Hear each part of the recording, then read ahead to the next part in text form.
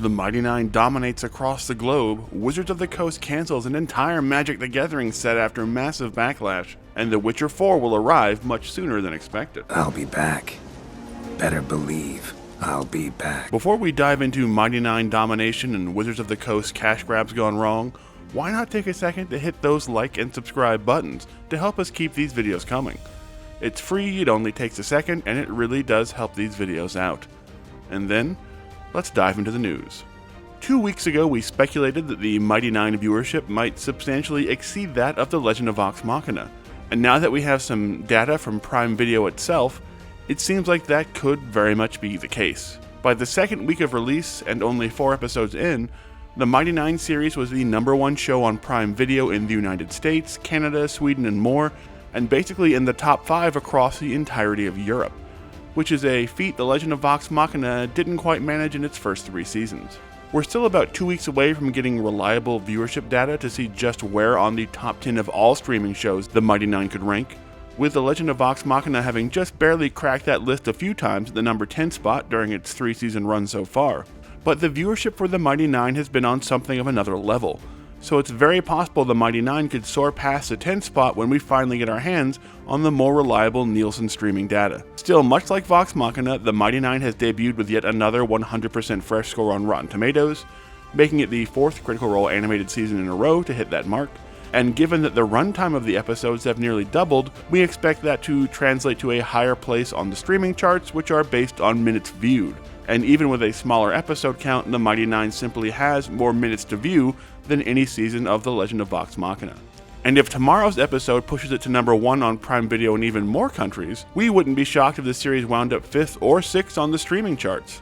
flying by its Vox Machina predecessor and setting a new record for Critical Role. Can't wait! Wizards of the Coast has had a brutal year in D&D, losing top talent, big delays, and seeing the death of the Sigil VTT that was supposed to be the future of the D&D franchise, but none of that really mattered to the Wizards of the Coast and Hasbro leadership because of what an incredible year Magic the Gathering was having. An incredible year until just this week, where they were forced to cancel their upcoming Monster Hunter collab set due to fan backlash.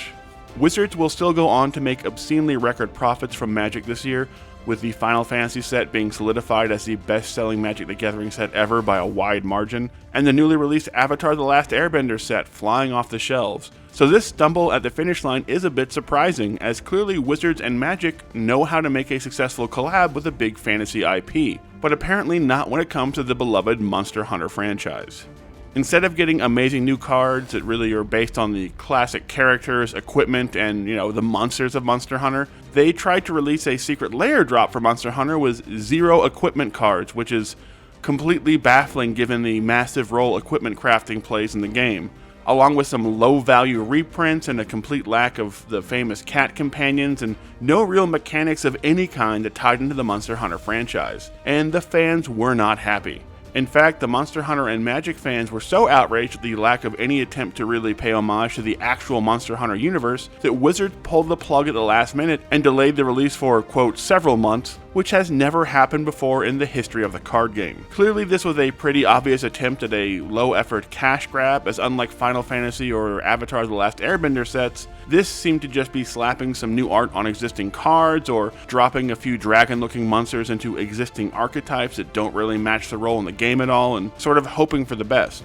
But the fans have spoken, and instead of ending the year celebrating the biggest year in the history of the game, we now end the year with a cancelled set of one of their most requested collabs ever and a historic black mark on the record-breaking year for Magic the Gathering. You hate to see it. And finally, The Witcher 4 will be hitting consoles and PCs much sooner than anyone expected, and we may be getting more Witchers than we ever imagined in the next few years as well, as a new financial report from CD Projekt Red suggested a late 2027 release date,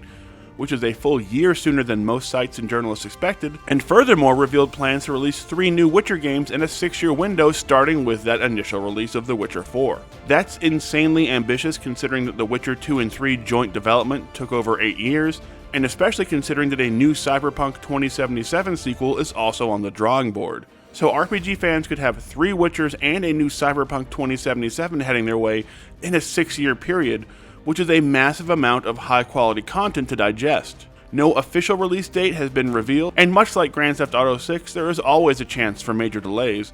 But for now at least, it looks like the future is extremely bright for fans of one of the all-time great RPG franchises.